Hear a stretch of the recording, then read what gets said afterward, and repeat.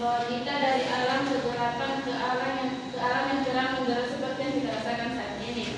Langsung saja kami dari kelompok 3 akan mempresentasikan hasil diskusi kami, yaitu teori kepribadian Charles Darwin psikologi analitik.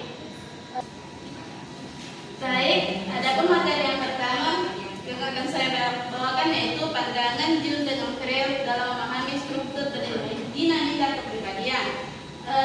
Teori kepribadian Jung dipandang sebagai teori psikoanalitik karena tekanannya pada proses-proses tak sadar, baik masa lalu sebagai aktualitas maupun masa depan sebagai potensialitas. Mereka sama-sama membimbing individu, membimbing tingkah laku individu di masa sekarang. Menurut Jung, kepribadian adalah aktualitas, yaitu memandang ke depan ke arah garis perkembangan sang individu di masa depan dan memperhatikan juga menuju satu kesatuan yang harmonis dan integratif. Dan yang keenam yaitu pertumbuhan rohani merupakan pusat pengembangan kepribadian. Sekian presentasi dari saya, akan dilanjutkan oleh pemateri kedua. Baik, terima kasih kepada moderator yang telah mempersilakan. Nah, materi selanjutnya yaitu struktur kepribadian. Dalam teori kepribadian Jung, kepribadian atau psyche adalah kepribadian yang mencakup seluruh pikiran, perasaan, dan perilaku, yang dimana Saya persilakan kepada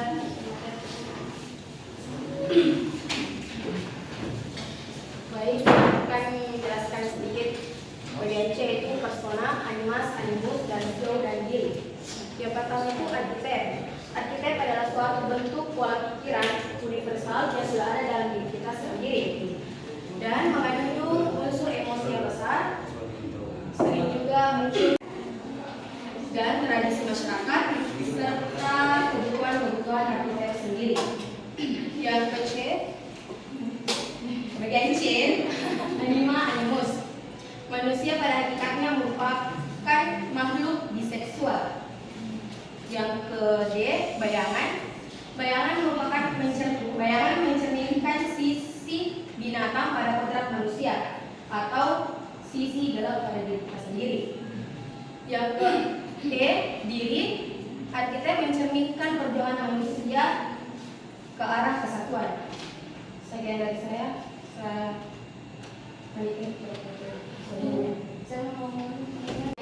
kasih atas kesempatan yang diberikan oleh moderator. Saya akan menjelaskan bagian D, yaitu tipologi kepribadian introvert dan extrovert menurut Jung.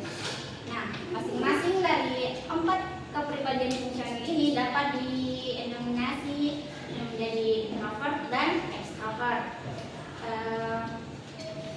Pada orientasi sikap dari 8 tipe kepribadian dirangkum menjadi 4 tipe psikologi dan seimbang. Adapun tipe ekstrovert ada 4, yaitu sensasi ekstrovert, perasaan ekstrovert berpikir, dan dalam pena praktis tipologi kepribadian Jung mengenai introvert dan extrovert.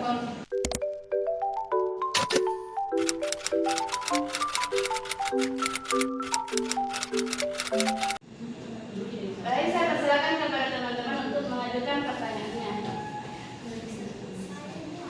Dari pertanyaan, Aisyah sama Ryan, daftar aja. Dari Aisyah untuk mengajukan pertanyaannya. Tidak perlu diulang. Baik, terima kasih atas kesempatan yang diberikan. Pertanyaan saya,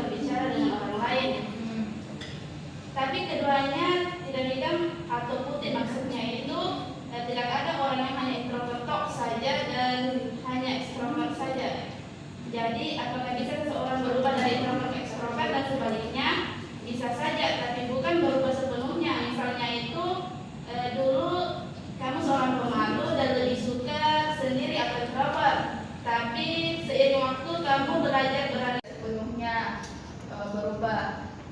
Mungkin itu berpengaruh dari lingkungan sosial, pekerjaan, ataupun dalam usia seseorang itu atau individu tersebut. Nah, mungkin itu juga penyebab ada yang disebut dengan ambivert, yang dimana orang bisa berubah introvert atau extrovert tergantung dengan lingkungan sosialnya. Baik, itu saja dari saya. Terima kasih atas kesempatan yang telah diberikan. Adapun pertanyaan saya,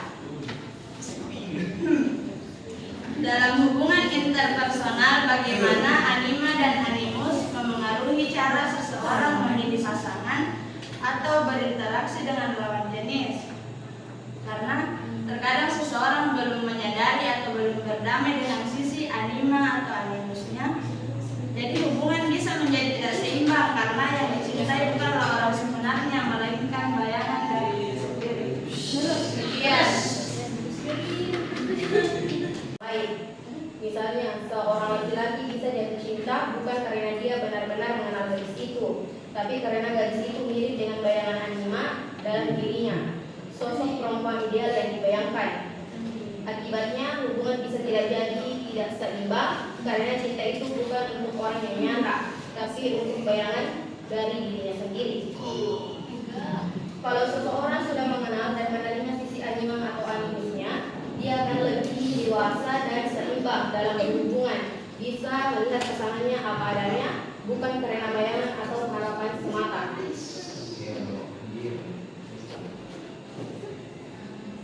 Dan animus memengaruhi cara kita mencintai dan berhubungan. Kalau kita belum mengenal sisi itu dalam diri kita bisa mencintai bayangan, bukan orang yang sebenarnya. Sekian dari saya. Sedikit tambahan, ketika ada orang yang belum benar-benar sekali animus, animusnya itu dia bisa saja bagaimana adanya agar hubungan sehat dan seimbang. Seseorang perlu mengenal dirinya dari dalam terlebih dahulu.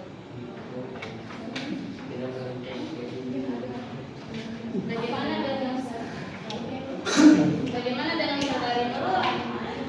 Begini sedikit. Tapi apakah setiap orang benar-benar perlu mencapai keseimbangan anima dan animus sebelum menjalin hubungan? Karena dalam kenyataannya banyak orang justru belajar mengenali anima animus melalui pengalaman hubungan itu sendiri. Jadi bisa saja hubungan yang tampak tidak seimbang justru menjadi proses pertumbuhan psikologis menuju individuasi seperti yang dimaksud Jung. Kalau yang di dunia nyata, dalam hubungan kita baru saling mengenal anima dan animusnya. Baik, misalnya seorang laki-laki bisa jatuh cinta bukan karena dia benar-benar mengenal gadis itu, tapi karena gadis itu mirip dengan bayangan anima dalam dirinya, sosok perempuan ideal yang dibayangkan. Akibatnya hubungan bisa tidak seimbang karena cinta itu bukan untuk orang yang nyata, tapi untuk bayangan dari dirinya sendiri. Kalau seseorang sudah mengenal dan menerima sisi anima atau animusnya, dia akan lebih dewasa dan seimbang dalam berhubungan, bisa melihat pasangannya apa adanya, bukan karena bayangan atau harapan semata.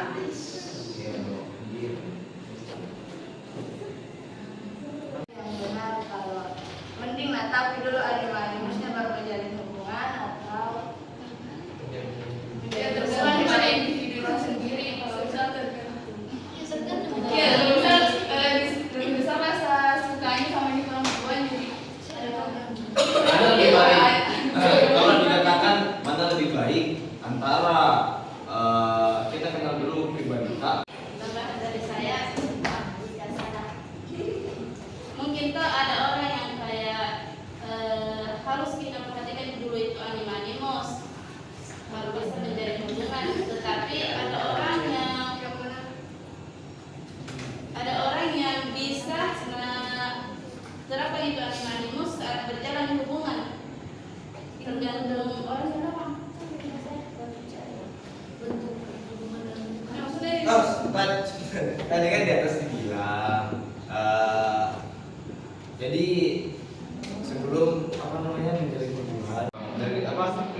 lain.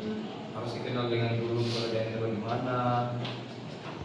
Itu kan belajar di atas. Terus pertanyaan dulu, itu kan dalam berhubungan kita bisa belajar bareng-bareng, bisa belajar mengenal diri kita masing-masing. Terus kalau kayak gitu bagaimana? Tidak perlu menurut saya itu sifat animus itu mungkin misalnya seorang perempuan ini pacaran atau nikah, ya baru sifat animanya itu baru kelihatan pas tergantung pada pasangannya apakah menerima sebenarnya animanya sifat animalisnya.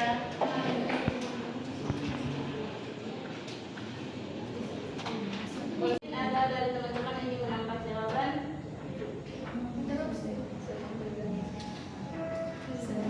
Saya silakan kepada saudari Anggara.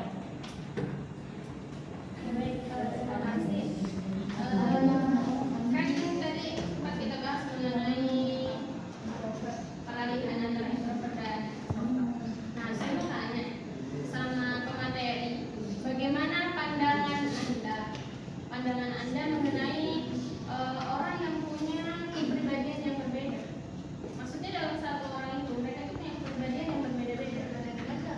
Iya, dua kepribadian yang berbeda.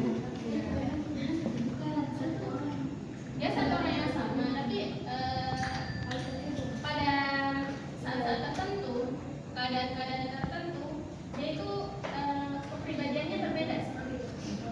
Bagaimana pandangan pemateri mengenai hal itu? Kalau itu tipe kepribadiannya itu bagaimana?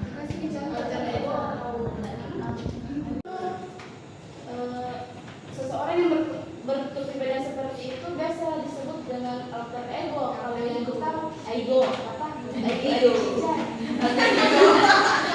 Itu biasa disebut yang biasa dengar dan ada yang sudah menonton tepat berkepribadian. Kepribadian seperti itu bisa kan ini tadi dikatakan mengarah positif